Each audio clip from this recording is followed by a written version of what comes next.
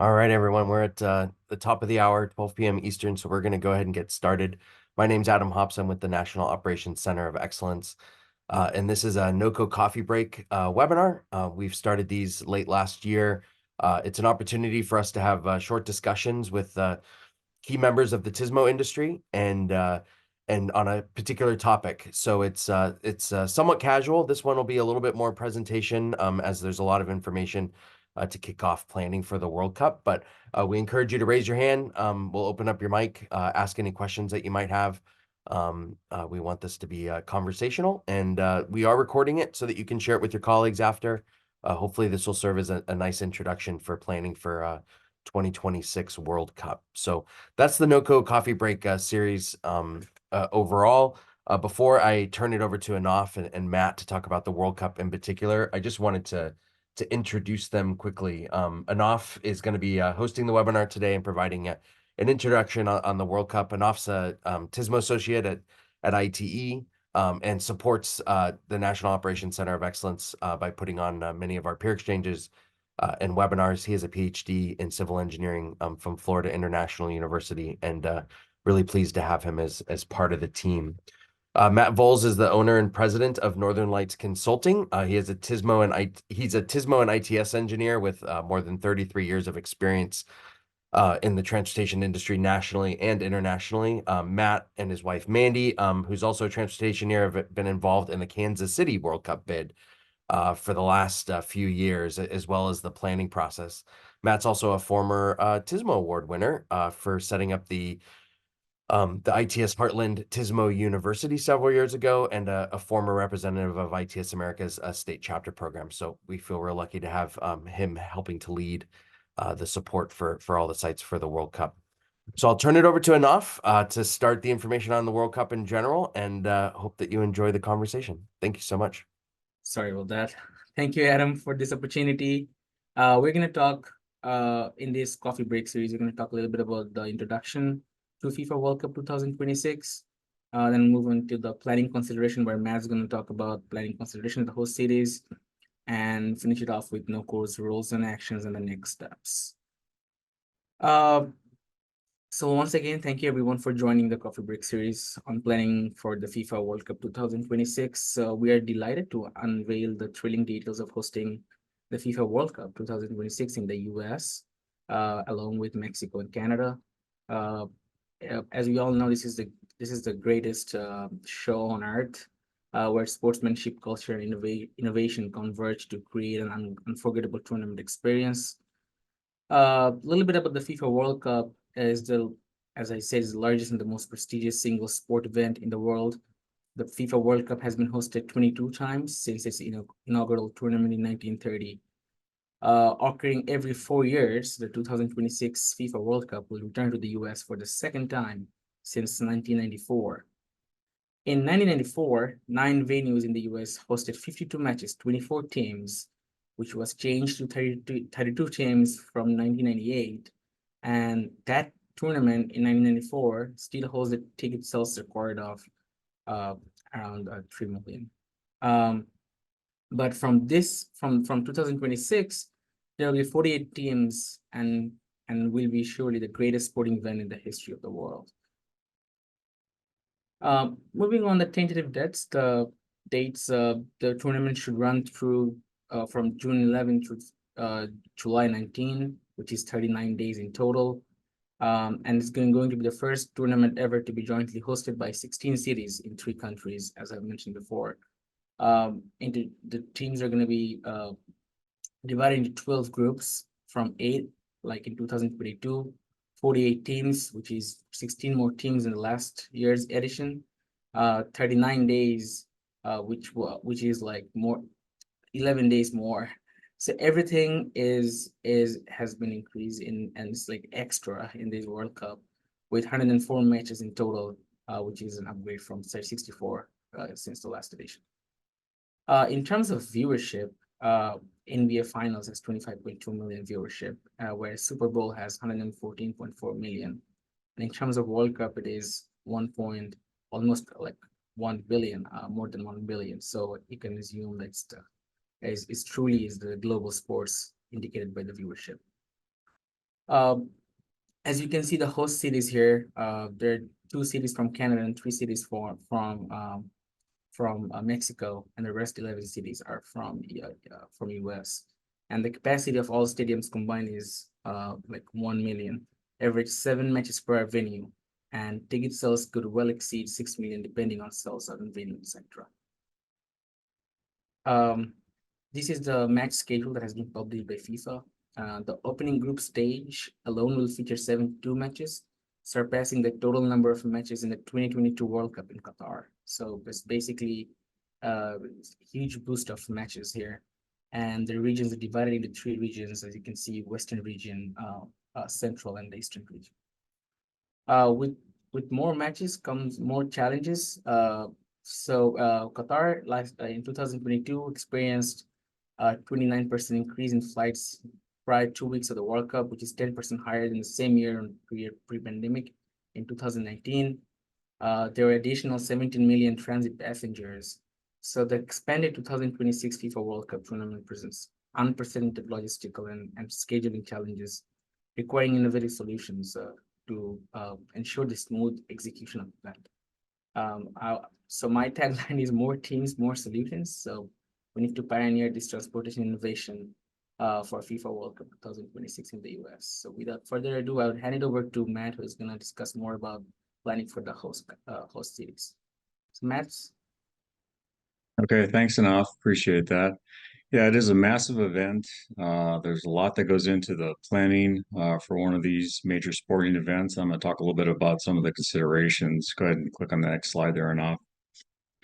So the planning timelines for World Cup, my wife and I have been involved in planning for the last several years here in Kansas City, and we're on the local organizing committee here in Kansas City for World Cup, both for the bid as well as now, since we have been awarded host city site, we're on the planning committee for the actual event itself. But as you can see in this timeline, planning for these major events started many, many years ago. Back in 2017 when this bid was first announced. And by the time we get to 2026, when the actual World Cup will be taking place, it'll have been almost 10 years this process has been going on. You know, right now we're in 2024. We've got a couple of years to go before the event takes place. So we've got a couple of years of really intense planning that's going to be taking place here in Kansas City and all the host cities, all 16 host cities around the North America. 11 in the US, 2 in Canada, and 3 in Mexico. Next slide, enough. So what's funny is, so FIFA has got a lot of requirements of the host cities. And from where they started with the requirements they had for us to now, things have changed. And that's one thing that we say in all of the planning that we do for these major events, whether it's for FIFA or for the NFL or for whoever. Requirements change, they will change, they have changed. You have to be prepared for that and be able to adapt and respond. As far as FIFA goes, though, what we're responsible for in our host cities is really getting fans, workers, volunteers, some of the media to and from venues. We have fan fest sites, we have the actual venue, which it can be Arrowhead Stadium here in Kansas City. But also we have hotel zones. We have the airport. We have other park and ride lots around the metro area. We have to get fans to and from safely and securely. So we're going to be responsible for traffic operations and traffic management, just like we normally are here in Kansas City and in all those cities are. But then we also have to have wayfinding signage. You got to think about the fact this is an international event. We have a lot of folks that are coming from across the world to be in these host cities. And then we'll talk a little bit about airport operations here in just a moment.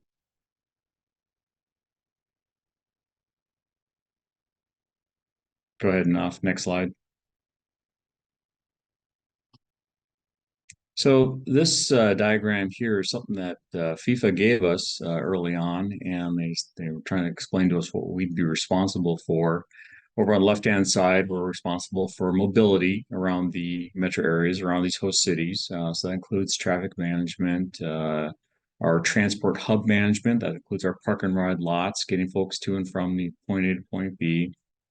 Wayfinding signage, just the typical signage that we put on our DMS may or may not be good enough for World Cup, because again, we've got to think about the fact we have a multilingual crowd, and we're just going to need more signage to get people around an area that they're just not familiar with. Then the actual event transport, the real key to that is we got to have to get people from these various park and ride lots, hotels, fan fest sites, wherever they may be, over to the venue. It has to be done in a safe and secure manner for all of our groups, and that includes all the FIFA groups that they're responsible for as well. And then airport services. And I'll just use Kansas City as an example. We've got a great brand new airport, beautiful, large, can accommodate a lot of people, a lot of fans, a lot of teams that are going to be coming in here. We are an international airport, but that's not a real big part of our business here. So now we've got to start thinking about, are we going to have teams flying in from other parts of the world, Canada, Mexico, to play here? How are we going to process them? And then when the fans, that includes fans as well from other parts of the world, when they get here, how do we get them processed through customs and immigration? And then also then how do we get them onto local transport, buses, shared rides, picking them up at the airport and get them to their hotels or to a practice facility or to the stadium venue itself. Next slide. And the way FIFA describes it to us, they kind of use this target model, I'll call it, this concentric circle model, to show who they're responsible for and then who the host cities are responsible for. So FIFA takes care of this core group right there in the middle. That's going to be your FIFA officials. It's going to be your delegates. It's going to be your teams. It's going to be your match officials, and then VVIPs. VIPs and VVIPs. Get used to hearing that term, VVIP. I heard that a lot when I was working in the Middle East, but it means very, very important people. And you're going to hear that a lot with FIFA. There's lots of folks that need to be handled delicately and catered to within that FIFA core group. All that's going to be the responsibility of FIFA to move those folks around. But then everything outside of that is host city's responsibility. So we've got the commercial workforce, your food and beer vendors, you've got your t-shirt and hats and all that's got to be sold at these event venues. We have our workforce, and that includes our paid workforce and our volunteer workforce as well. And then we have media, which FIFA is going to be responsible for media on their circle as well, but we've sort of had the lower tier media. FIFA is going to be responsible for the upper tier media, which is going to be your international television stations. We're going to have a lot of radio and print type media that we're going to be responsible for as a host city to move them around. Then, of course, spectators and fans. That's really, the people who are here to support the event and watch the event. We've got to get them around again, from hotels to fan fest sites, the event venue to the airport. And then the outer circle right there is really just business as usual, right? I mean, we've got to get folks that live here and work here or are going to school or whatever they're doing, got to get them in and around the metro area and around the region, despite all the extra traffic from the FIFA event itself. Next slide. So we've got some goals and opportunities for our region as a host city, and all of our host cities have these similar goals. We want to, of course, have collaboration, cooperation, and communication. Really, all the stakeholders involved want to do something, want to be seen as doing something, and all have the best intentions. And really, it's our job as the local organizing community to make sure they're all going in the right direction, and we're all heading towards the same goal or the same target at the end of the day. Then, of course, we want to make sure our cities shine. They're on the global stage, of course, and they're going to be seen on TV. We want to be able to attract new businesses to our cities. We want to be able to attract a workforce to our cities. We want to be able to do more of these major events in our region. And then, of course, we want to enhance tourism as well. Kansas City is a great place to live and work. I'll just put a pitch in for Kansas City. We've got a great football team, and it's really cheap here if you want to find a good cost of living and find a nice place to live. We want to be able to support our transportation infrastructure beyond 2026. Now, this is really important. We don't want to be building a lot of infrastructure just for an event that's only 39 days long. But at the same time, we want to be planning for the future. We want to have some of these amenities that we've built and maybe the new transit routes and new transit hubs available after the event is over for folks to use and for these future events we want to have in our area. Of course, we want to make sure we have positive economic impact, and some of the projections we've looked at economics wise are approaching $600 to $700 million in economic benefit to these host cities, which is huge. And then finally, just from a transportation perspective, we want to make sure that it's safe, reliable, and efficient. We can't lose sight of the goal that we have to get people from point A to point B. You want them to be, you want these transportation services to be fan friendly and affordable. The last thing you want is for a fan to go to an event and then come away from it disgruntled or unhappy about some aspect of the transportation. That's the last thing we want. We want people to enjoy their experience here in Kansas City and the other host cities, but enjoy the FIFA World Cup and really want to go back again in another 4 years. Next slide.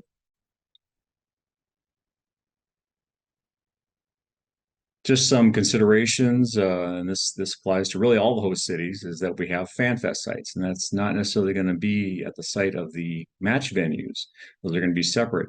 So fan fest sites are a place where people can go and watch matches from all over the North America on days when there are no matches in your host city, or really on any day. It could be a match day in your city, but people are going to be down at the Fan Fest site watching on big screens, drinking beer, eating food. They're going to have, of course, fan experience sites as well for folks to participate in. The match schedule came out and a couple of weeks ago, and that has some obviously major implications for us who are trying to do planning for these events. Some of the matches have a day in between. Some of them have 7 days in between. So it really puts a lot of pressure on the host cities to plan around those match days, because that sort of just elevates all of your transportation services on those days.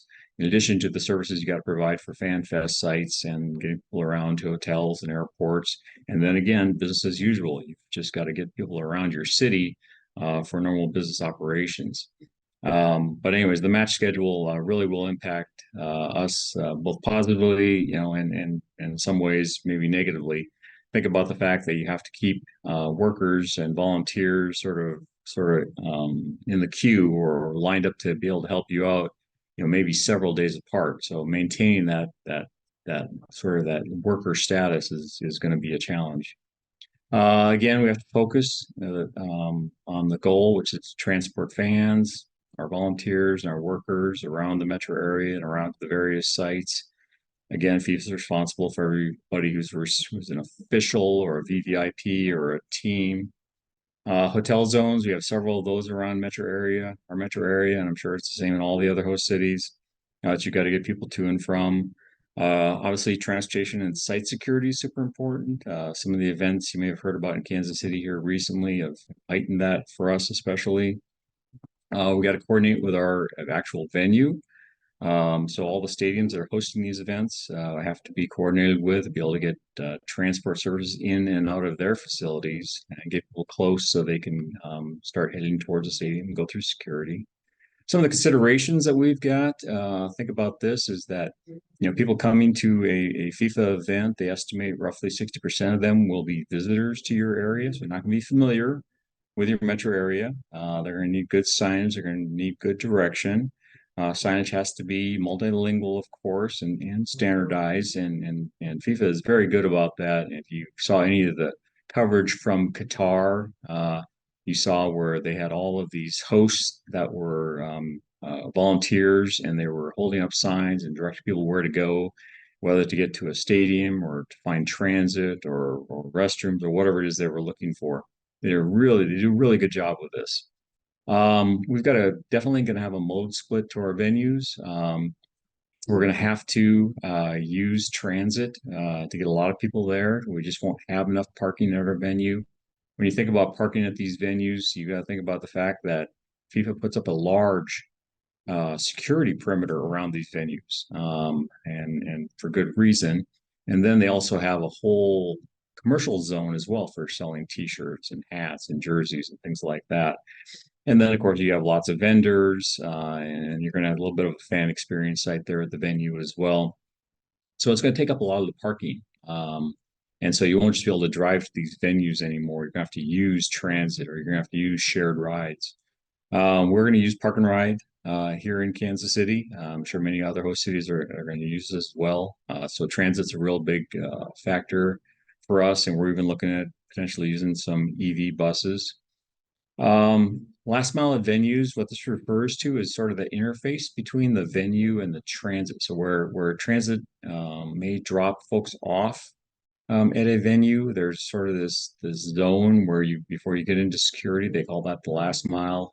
Essentially, it's going to be where people are processed in order to be able to get within the security perimeter at the event itself. And again, just, we've got to keep in mind that we have a lot of volunteers, a lot of workers, and they're just as important as the fans. We've got to get them in and around the metro area to these event venues. Airport operations. This is going to be a real big consideration for all host cities. Next slide there, enough. And one of the reasons why is what this map shows right here. The blue dots are all of the host city sites around North America.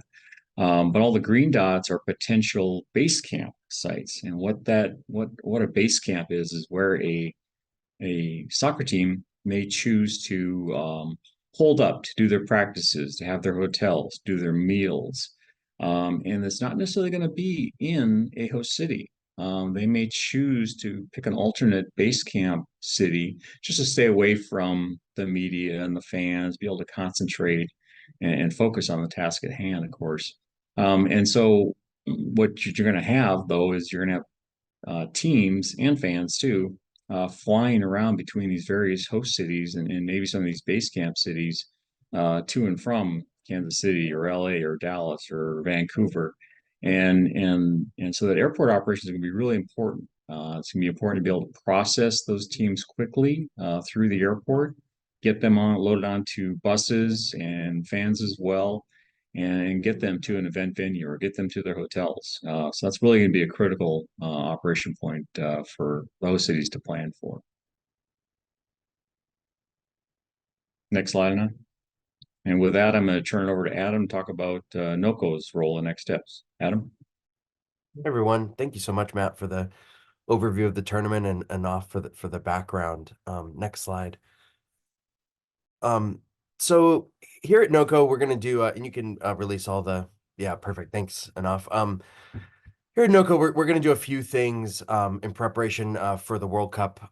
As many of you know, our mission is to transfer knowledge to support the transportation systems management and operations community. So we intend to focus in on that specifically for the World Cup planning ahead of time, and then, of course, in the months leading up to it. So we've done work like this before in the past to support the 2017 solar eclipse, to support the upcoming solar eclipse in April. And so a little bit of a similar, though we're excited to have more time to work with all of you on sharing information. So you can see we'd like to build a community of practice to share information on the World Cup and special event planning. We plan to do that through a committee, which I'll talk about in a moment. We want to generate a toolkit or collection of resources, materials to assist in the planning process. This could be anything from press materials, DMS message signs, all the way up to broad scale planning that Matt talked about in the various consideration areas. So using the areas that he discussed, we'll start to collect information and build that out. We are going to do a peer exchange in the fall of 2024. Our technical advisory committee here at NOCo asked us to focus in on special event planning for a peer exchange topic with the World Cup as a main focus. So we will be doing that as well as an extension of that community of practice work. And then we'll continue supporting all the planning efforts up until the event itself. I think June 11th is what enough, but up there 2026. Next slide. So the ask of you who've joined us today and continue to watch this video recording over time is to essentially join the World Cup committee. We're looking for representatives from each World Cup site or anybody who's going to be involved in planning or operating for the World Cup. You can do that by emailing me. I'll put the email in the chat box. You can do it by putting your name in the chat box that you want to join, or reaching out to us separately. We're going to go through and make sure that we have representatives from each of the 11 sites to be involved. We'll start sharing and receiving information on the planning efforts. That committee will help guide the toolkit to provide local and national for planning partners. And then just in general, staying ahead of the curve on the planning. We know that many cities have started to think about this and have lots to do, and we want to be here to help, and we want you to join us in doing so. So that's the ask of today. We'll continue to share information as we receive it on updating. Matt put together quite a bit of information here for everything that's been going on and the considerations. We'll continue to provide updates on that. So we want you to join the committee so that you can be a part of that as well. Next slide. So that's going to do it today from the three of us. We hope that this very short introduction into World Cup planning was beneficial to you. If there's any questions, please feel free to put them in the chat box now, or to raise your hand. We can unmute you. And again, I encourage you to reach out to us to be a part of the committee. We have a hand raised. Graham, go ahead. Oh, thanks, Adam. Thanks, Matt. And enough really interesting. And for your committee, just checking, you just said you wanted host cities, or are you looking for other people that are in the industry as well, doing mobility at venues and things? Yeah, other people in the industry as well doing any mobility work around it, and Matt put up a great map of all the potential campsites as well, where the cities where camps might set up as well. So we would love to have you. Yeah, no, certainly be interested. We're doing a similar sort of best practices guide for IIFX, which is that Innovation Institute for the Fan Experience. So this sort of parallels kind of along with what we've been thinking everyone from that's involved in this needs. Right. Is some kind of guidance. So yeah, we'd love to be a part of this and help out. Fantastic. Thank you, Graham. Anybody else with a question or care to chime in? All right. Well, I put in the chat box a few pieces of information, including how to get the recording for this webinar. The best way is to sign up for our newsletter, where we release all of our webinar recordings, or to check out the NOCo YouTube channel or website where the recordings are posted as well. We definitely want you to be able to share this information with all of your colleagues or anyone who's going to be working on the World Cup at all. We hope it's a resource for you and for others to start the planning process. And please do reach out to be a part of the planning committee. Thank you again to Matt Voles of Northern Lights Consulting, and to Anaf Morshed of ITE. And we look forward to talking with you at the next Coffee Break TSMO.